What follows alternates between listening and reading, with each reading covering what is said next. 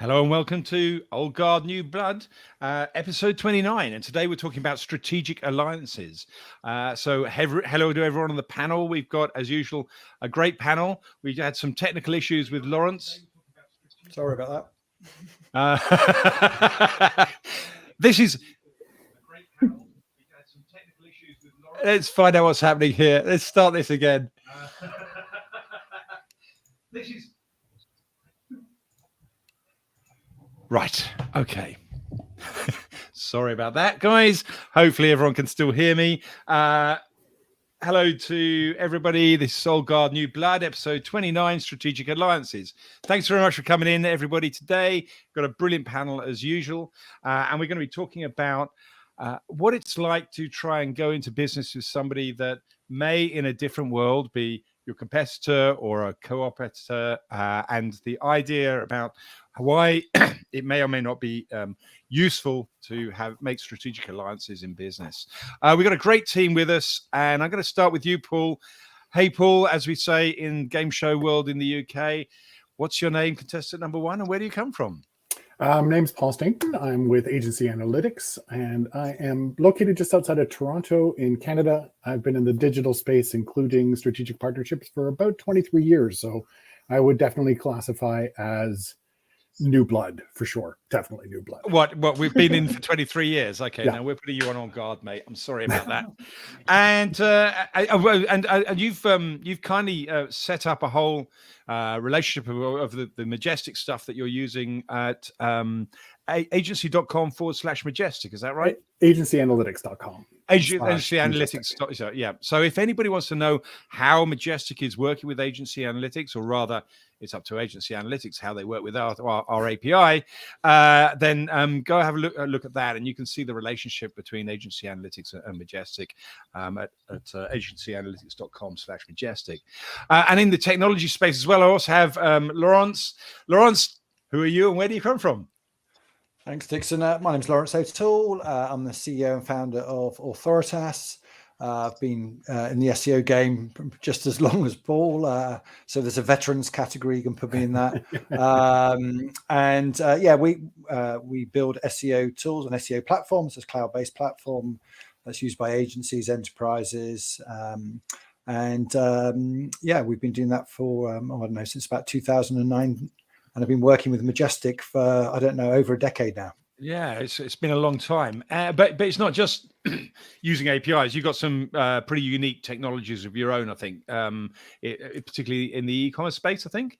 Yeah, we whilst, a typical SEO platform, all customers can use us regardless of kind of the walk of life and the business they're in. But we do love working in the e-commerce space. We've got some interesting partnerships there, and also with BigQuery and big data and analytics, data studio, that kind of stuff. So do a lot of work with agencies in that space too.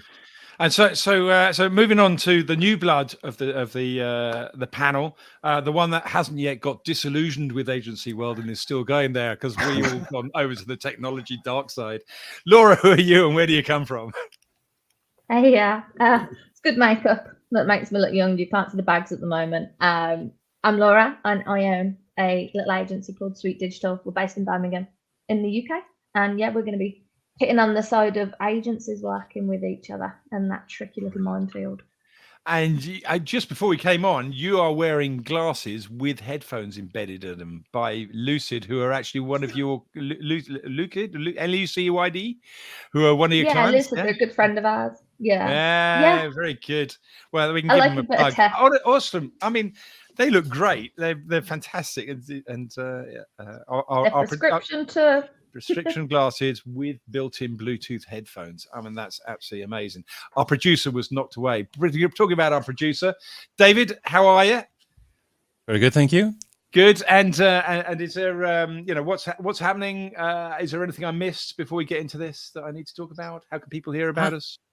And always, all I want to say is that if you're listening to the show afterwards on Apple Podcasts, Google Podcasts, Spotify, please come and join the live stream, because you can interact, you can ask questions, you can have fun, you can do a whole lot of things. So just go to majestic.com/webinars, sign up for the next one live, and hopefully we'll see you in the audience for the next one.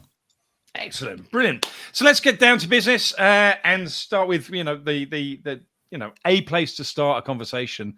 And I'm going to start by asking everyone if they had a one thing. So in my opinion, I'm going to argue strategic alliances are pretty much essential at some point in business. Mhm. And in your experience then, and if people haven't got time to wait for 45 minutes, what's the one piece of advice that listeners should take away from you when they're thinking about getting into a business venture or a project with another business, particularly one that's in the same field? And I don't know, I'm going to start with Laurence with that, if that's okay. Okay, it's always hard, especially for me, to come up with one thing, but I will go with put yourself in their shoes first. There's an old Sioux proverb which says, before you judge a man, let you first walk a mile in his moccasins, or something like that. And so for me, I'm always thinking, what's in it for them? What are they going to get out of it? What's motivating them? And really try and I just think about it in a cursory way. Think long and hard about what they're going to get out of it, the value they're going to get out of it, and how it's going to move them forward. Because you want a good outcome for them and not just yourself. So there needs to be a classic win-win is obviously what everyone talks about. But give that due consideration.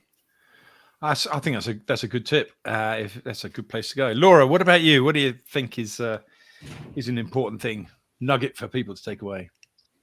From an agency side, it's definitely thinking about the clients first. It can be the case that this is a service that you simply can't provide and don't provide. So there's nothing wrong with recommending companies that you know and have worked with that can provide that. I know we all want an extra bit of money in our pocket, but you're going to have much stronger retention if you just stick with what you know and what you're good at. That's also an excellent tip as well. And I suppose then if you're going to be, thinking about the customer, sometimes it's not worth having a business relationship. Just say, look, this is nothing to do with us. Just go and talk to that company over there. You don't have to make anything out of it except hopefully a beer in a pub sometime in the future. So yeah, good tip. Paul, anything different that we can add into there as an idea?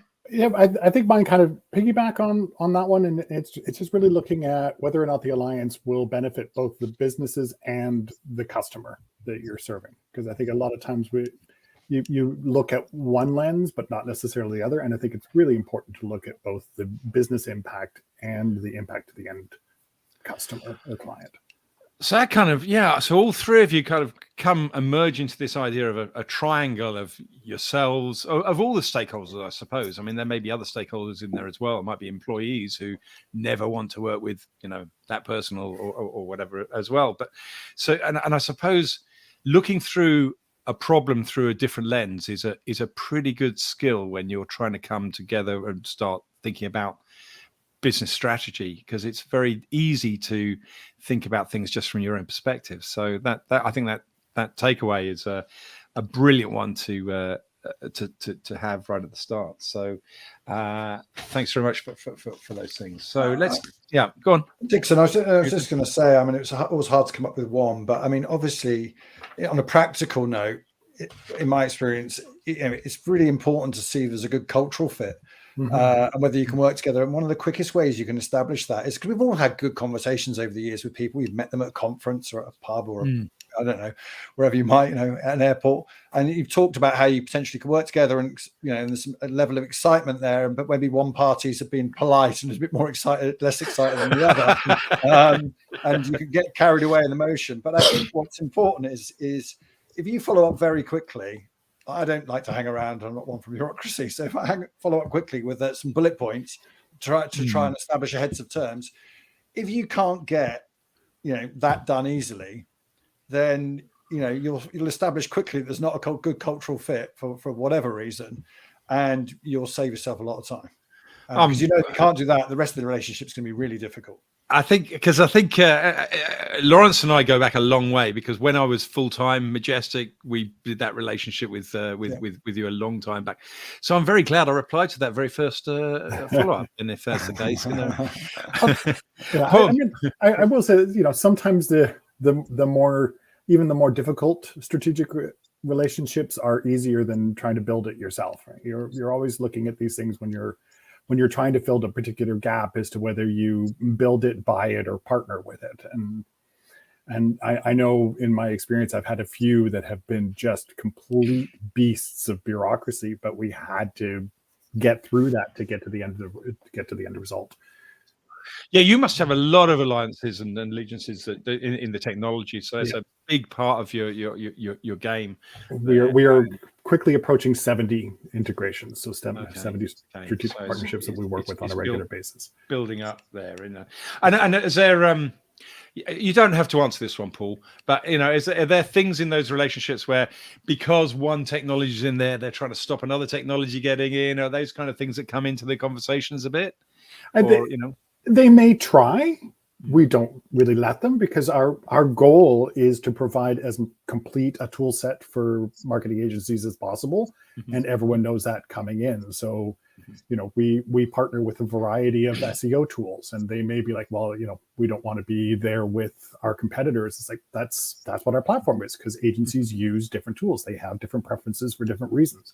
Yeah. And our whole approach is creating that full set. And I guess on the tool side, most of the relationships are either formal or there's terms and conditions somewhere that people can refer to if required. It's probably different on the agency side, though, isn't it, Laura? I suspect you've got much more soft relationships at times, or do you try and have hard, concrete ones as well? Bit of both. So we don't white label at all, but we do have strategic partners that we will recommend to people if it's a service that we can't do. Then they completely own the relationship. We don't have any involvement in that. But naturally, in any industry, money talks. So we do have commission with people both ways, where if people refer in clients to us, so there's larger agencies we've worked with in the past that have a higher minimum retainer than we do, and then if they refer in a client to us and we sign them, we then give them a percentage back for as long as that person was a client with us. That was formalized, and we had T's and C's for that. The same with like web developers, particularly in like Magento and some of the more complex esoteric platforms. Yes. yeah, the ones that we don't like is like the way that I usually put the ones that I don't like working with. We don't build Magento, so we have partners that we will refer people to, and they then completely own that relationship. But again, we have a commission basis in there, and it's formalized because it's the easiest way to keep it clean. Then if something was to go wrong with that relationship, we're not part of it. Yeah. There's no kind of worry there. Yeah. I think Laura brings up an excellent point, is that there's such a broad definition of what a strategic alliance, a strategic partnership can be. It can be anywhere from a referral relationship, content partnership, to a full integration, where they live and breathe together. And the breadth is so wide that you can look at a partnership from so many different angles. Yeah, and sometimes you can call it a partnership. Sometimes you can say I'm the customer. Sometimes you can say I'm the owner of that relationship, and the relationship does vary, I'm sure. But I think it becomes very interesting, especially when both partners are in the same space. I mean, so I'm just for the wider audience, I was thinking of examples of famous partnerships that are pretty good. Maybe you guys can think of some as well, but so the one that I always thought was really big in our industry was when Microsoft went to IBM, and famously, Bill Gates managed to get them to put the code into all of the PCs, but without exclusivity. So basically, it didn't become IBM's operating system, and I think that Microsoft done very well out of that. But it would seem that IBM didn't do so well out of that. But that doesn't mean so the partnership was necessarily wrong, because then they went on to do the same sort of thing with Dell, and more recently I've seen Asus, and now Microsoft, of course, have their own Surface operating systems and Surface pads and computers as well. So that strategic alliance thing for a mature company seems to be inevitable, that they eventually go into that kind of relationship. I don't know if there's anything that stands out to anyone else as a famous partnership that's worked or failed. I would just say, I don't know about famous, but I mean, some industries are just so heavily reliant on them. You wouldn't drive a car without the joint ventures and partnerships that occur in the car industry, and probably even more so now. I noticed you looked at people like Rivian, which is a new electric van company. I mean, Amazon invested in them, and then later on ordered, I don't know, 10,000 electric vans from them. And then Ford put another 500 million in. So, especially with the new electric vehicles going forward, the whole new car industry is built on partnerships. That's a really interesting one, actually. I've thought, for car companies to work together in that sort of way. Yeah. I'm going to actually throw another Amazon example that from my own personal life, which they sort of resisted for a very long time, and that was simply being able to allow Amazon Prime to be casted onto Google Chromecast devices, and you couldn't do that for far longer and in that sort of battle for supremacy in the streaming space, I think that was a real miss on their part that they finally addressed and said, okay, yeah, we know we've got our own, we know that this is kind of technically a competitor, but we're going to do it. Yeah, absolutely. So, okay. So, what do you think? What about you, Laura? In your current business, what kinds of you said you're doing things where you're going commissions with people. Where do you not? Where would you draw the line in a relationship? Where would you say, okay, this strategic partnership is not going to work for us, and cut it off? What are you looking for in a good business relationship? Trust is a key one, really. When you're introducing people to your clients, you want to make sure that they're going to do the best job for those clients, and also try not to take the work that you're doing for that client. So, if somebody stepped over that line and was approaching one of our clients for our services, I'd probably cut the relationship off because the trust is gone then for me. Or also if the client kind of fed back and didn't have very positive, things to say about them, the way that they commed with them, the work that was done, then we probably wouldn't recommend them again. I guess so. On a lot of your relationships, if it goes sour, you can get out quite quick. It's going to be kind of harder for Paul and Laurence in the technology space for some of your partnerships. And I'm thinking really where you've got, for example, rank checking has always been a nightmare for tools like yours, guys. And one day I remember, must have been 10 years ago, all of a sudden all of you suddenly had problems with rank checking, for example, and that's because there was no formal relationship with Google around about getting rankings and stuff. So what are the consequences of getting those relationships wrong? I don't know which one wants to jump in there. I would just say, going back to your first point about the pieces of advice, that's why it's hard to give one, because one of the things I always think about, I know it sounds really negative, or not negative at all, but how is this? Every deal's got a lifespan.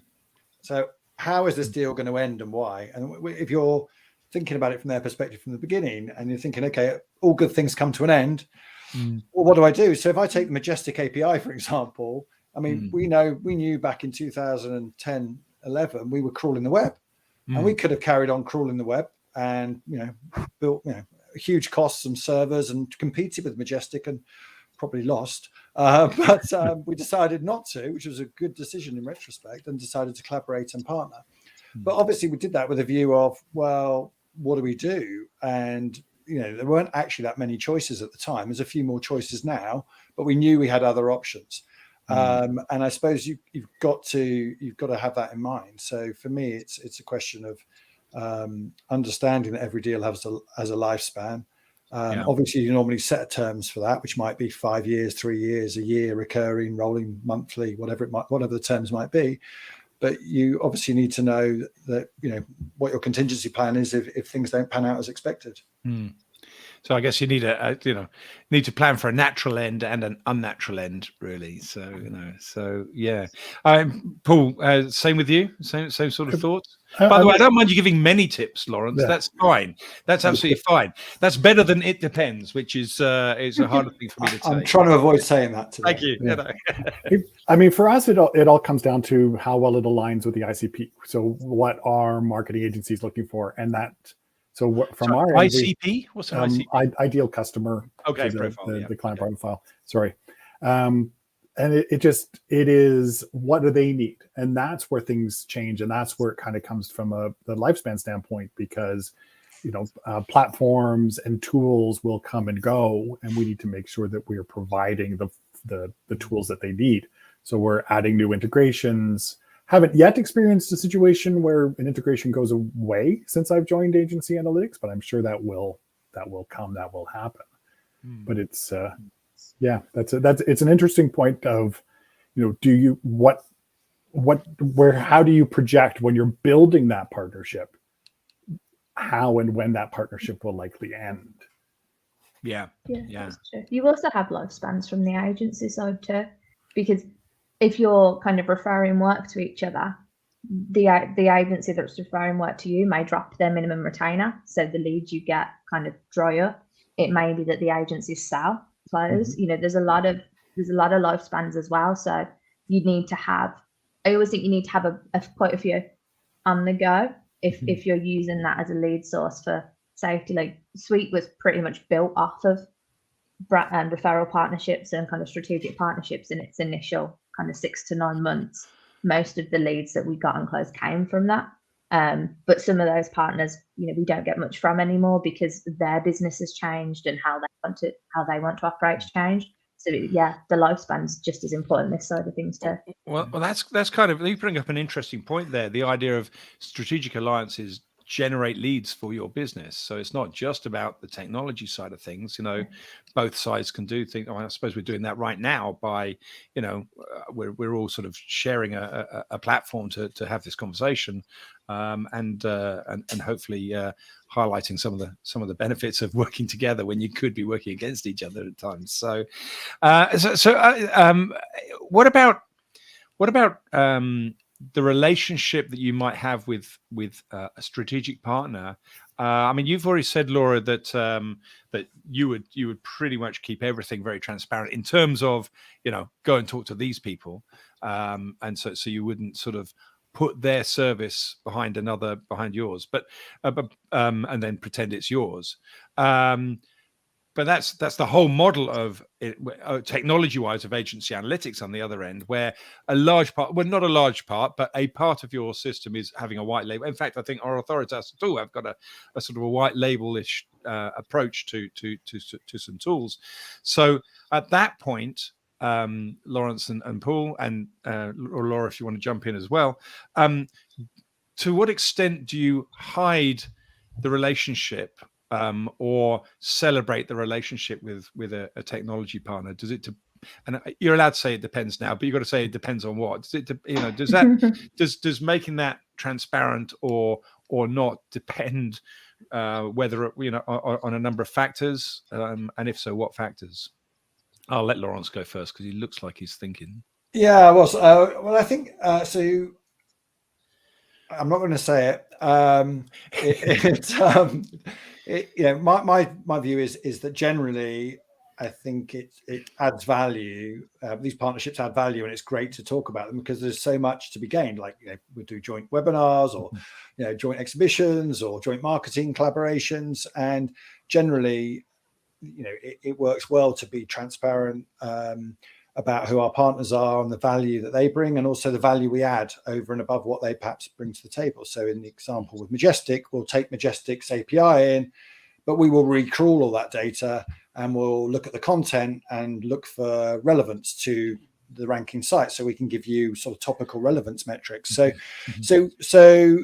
we're always talk about Majestic when we're talking to clients about our platform. Always, it's on our website. We're very transparent about that, and I think generally that would be our rule. I think there are a couple of examples where we might have key partnerships with people where we've perhaps it's a bit left field. It's not from the SEO field, but we're working with someone that gives us access to, for example, I don't know, millions of IP addresses, and we might not want to talk about that for strategic reasons, and it's not really relevant to the end customer anyway, because they're not buying an IP address, they're buying the end product. So in that example, without giving too much away, it gives us a competitive edge. We run our own networks, so we're not reliant on anybody else. We wouldn't talk about it. Okay, and Paul, what would be the occasions when you would go one way or the other, or lean one way or another? Yeah, and I just wanted to kind of clarify we kind of have multiple tiers, right? We are very transparent to our clients, the agencies, of the integrations. All the integrations are branded, so you can connect Google Analytics, you can connect Majestic, you can connect Facebook ads into the dashboard. From the white label perspective, we let the agencies white label our platform, so we kind of have that strategic relationship or alliance with them, so that their clients see their brand, not our brand. That's entirely up to the agency as to how much they share of that. And that's put the decision in their hand. Yeah. But to the it depends. I think I will connect to what Laurence said. I think it's if it provides value and people are connecting or looking for that particular piece of the puzzle that they want to add to their world, I think it makes sense to be transparent.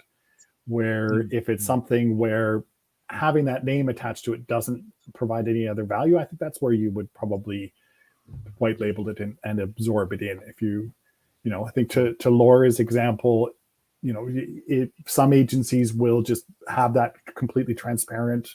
I'm going to pass this along to this person. Some agencies will hire that SEO person, but it keeps the same contact, it keeps the same account manager.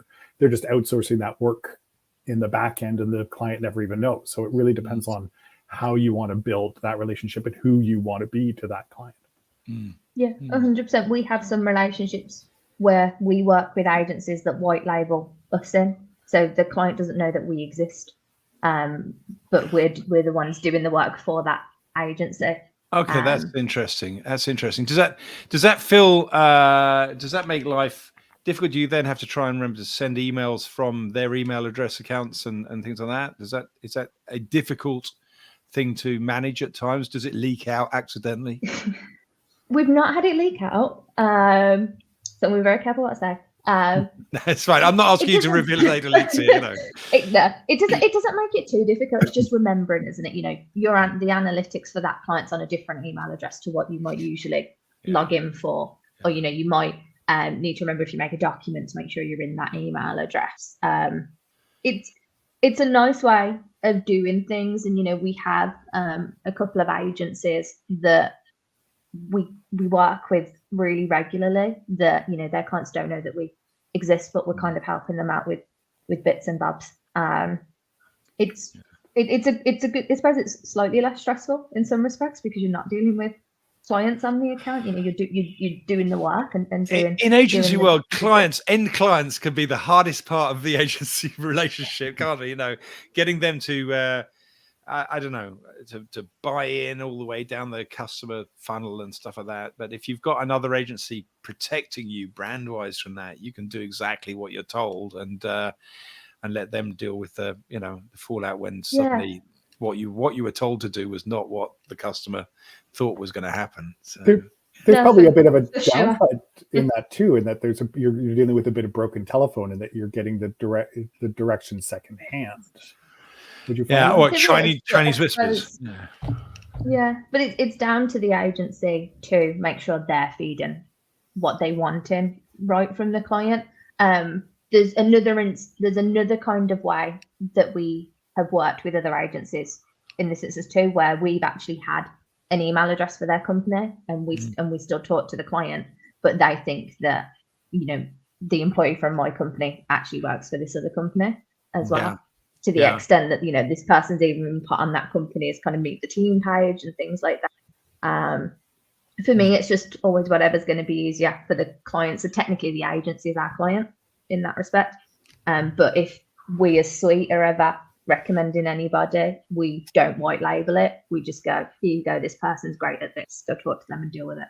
I can imagine some work, it must be easier to white label than others, because you must have found yourself in a situation where, I don't know, you're white labeling for someone. If it's SEO work and they say, okay, we want this done, and you might go, are you sure you want that done? Or do you really want that? Yeah. You don't want that done, you want this done, and have that dialogue with them, as opposed to something like, I don't know, can we just get all these posts out on social media, which anybody could do, kind of thing, Yeah, for sure. There can definitely be pushback on things. If we don't think the strategy is right that they're suggesting, we'll put it through. You don't always win. You've got to be prepared for that sometimes. But at least, if you've put it out there, worst case scenario, they might put it in for next month. They might not be able to change this month, but they could put it in for next month.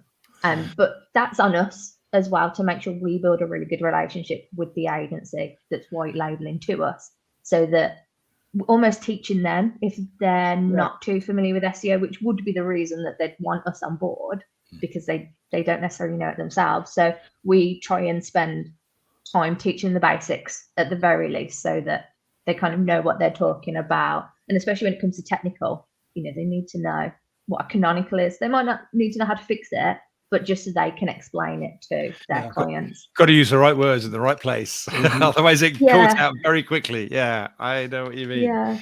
But the truth of it must be, or the success of a business relationship must be about the problem definition, really.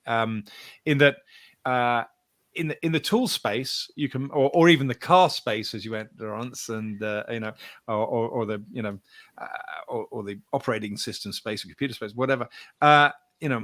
The problem definition is really well defined. As long as the API has reasonable documentation, you can assess what you're going to get for your money before you go through all the process of building that relationship up. Laura, you must find that only works on day one if the problem the thing that you've got to do is really, really well defined. And the more it gets consultative, the harder that relationship's got to be. You say? Yeah. And I think that's why, when we recommend people, we know what the relationship is with that person, and what are they likely to get from this? What are we likely to get from this? And it's just really clear. It's a numerical commission. It's the same every month. It's really cut and dry as to how that's going to be. When people are kind of white labeling work into us and we're doing the work behind the scenes, again, you always want your contract in place with the agency that you're working for, with whatever notice period, etc., so that everybody knows where they stand and what kind of the terms are of the work and what the expectation is. If they're asking you to do SEO, you don't want them to turn around in 2 weeks' time and start asking you to do social, because that isn't what you kind of discussed in contract to do. So I think as long as you're all clear with each other and just have a really open dialogue at the start, it will make it a lot easier in the long run. We've got referral partners that we've been working with for years and never had any issues, touch wood. So I think one of the things that I'm sure Laurence has experienced as well is that one of the challenges you have with the strategic partnership is when the problem definition and the technical capabilities of the API or whatever the integration is don't necessarily align. Where we want to be able to pull in this data for these agencies, the API only provides this data. So how do you bridge those gaps, or how do you put something out that is valuable? Yeah, that happens a lot, I think. Sorry, Laurence, you want to jump in? Yeah, I was going to say that's definitely true. Or putting it another way is where you sort of work with another technology partner, and it's a question of you're kind of trying to bring both your sets of skills and data to solve a problem. And it's kind of like, how do we merge our technology with yours, and should we use your API or ours, or so where it's cut and dried on a supplier side, it's much easier from a tools perspective. So if I look at suppliers to us, it's like, I want link data, great. If I wanted to bring in, we've got our own crawler, but if I want to bring in crawl data, that I could get an API from somebody. But when on the sales side, maybe you're creating a new proposition, then it's obviously, we'll probably get into those sort of complex type of discussions that Paul was mentioned earlier, where we're actually, it's a proper joint venture. You're putting in effort and resources and expertise and data to try and build something that doesn't exist right now. I guess another danger with pulling in people's APIs though is you got to know the pedigree of where that data is coming from a little bit as well, because right at the start, Laurence, you and I probably knew each other when Yahoo's Search Explorer was still out. So there was there were lots of tools using Yahoo Site Explorer for link data, and of course that just came offline one day, and no one was paying anything for it. But I would imagine that some people had built tools on that data, and then were selling APIs on top of that information out to third parties. So.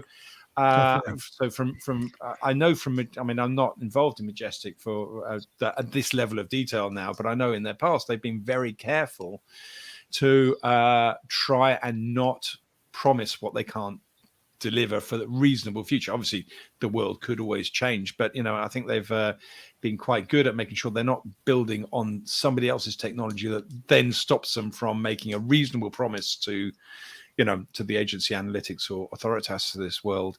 And that's not always the case with all of the technologies. Not all can do it. No, not all, some of them have to. Rank checking is a very, difficult thing if Google doesn't want to be rank checked. So it's a challenge. So that's a good point to make, actually. And it's the provenance of the data. Obviously, we took that decision. We knew we came up and met the Majestic team, met Alex. Looked at the data and what you were doing, and we were like, okay, yeah, you're going to be much better at this than us. Let's stick to what we're good at.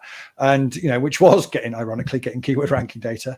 But over the time, the decade or more that I've been running this business, or even before in other businesses, sometimes you get offers from people that are just too good to be true, and generally they are too good to be true. There's something wrong somewhere, and for me, you've seen that in the SEO industry without mentioning names, but I mean things like these IP don't mention any names. We're going to get Majestic into trouble for sponsoring the show. But what I mean is things like take IPs, and you find out actually they're not. It's not a sort of valid proxy network, but it's residential IP addresses, and then people don't know that their IPs are being used.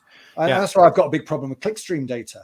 And you saw what happened to Jump Shot and then Hitwise and how that cascaded down the industry because something I've asked made that data not available, and people are having their data used and they're not aware of it. Yeah, that Jumpstart clickstream data was a very big one for us to turn down back in the day because we thought I'm not sure that this is sustainable as a methodology, and so again we were lucky that we didn't get into that, but I would imagine many SEO tools did at that particular point. Sorry, did you want to jump in there at all, Paul?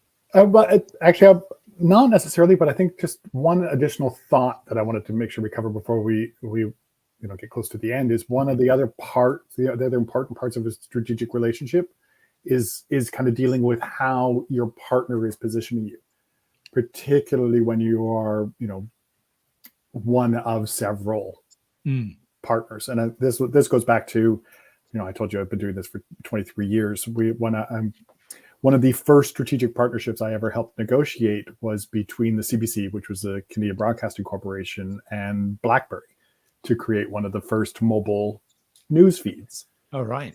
And we really had everything else was settled. And a big part of the discussion was where did we end up in the list of news between ourselves and CNN and kind of negotiating where do we fit in that partnership world. Okay. It's an important part of that development.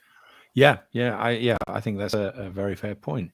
You know what? It's been a fascinating discussion, and we're pretty much getting close to the end already. So I told you it'd go quick, and so it's been. But before we go, I mean, I'd love you to all say where they can find more about you, and if they wanted to track you down and make a partnership with you or investigate the products, where do they go? Laura, why don't I start with you?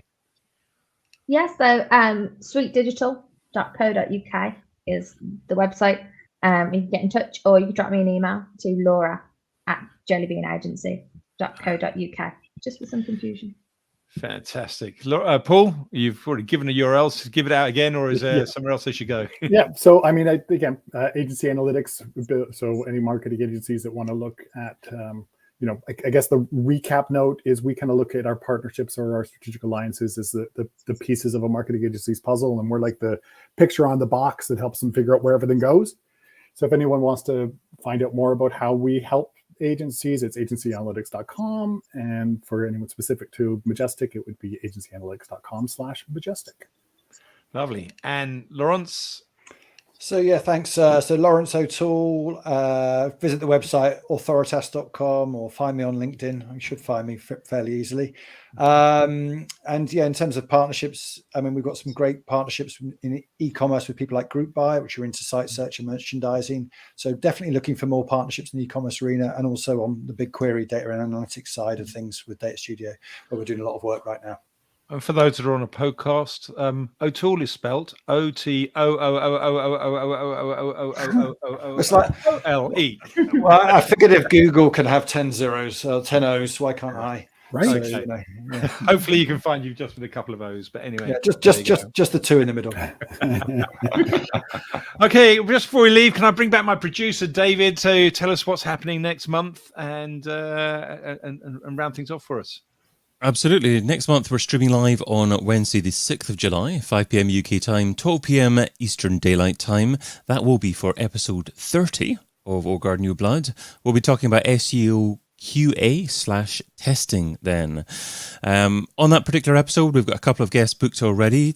Miriam Jesse from PRAGM and Gianna Branchetti Truskawa from Start Downs.